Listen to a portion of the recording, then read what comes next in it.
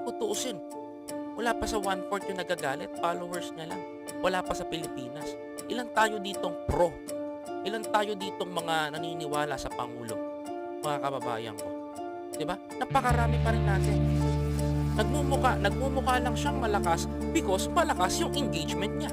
Pero 'pag tayo, ang engagement natin ay kagaya na sa kanya, mga kababayan ko, magagawa natin 'yun. Example ng isang YouTuber na maganda ang engagement, Direk Kirby. Totoo, hindi siya bumababa sa 800, 1,000. 'Di ba? Ako, mga kababayan, narating ko na rin yung engagement na gano'n, na mataas ang engagement. 'Di ba?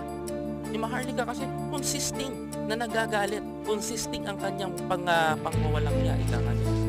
'Di ba? Tayo naman, mga kababayan ko, hindi ako naghangad ng gano'ng pang-engagement ngayon kasi hindi naman eleksyon. 'Di ba? Ang sa akin lang, mga kapatid,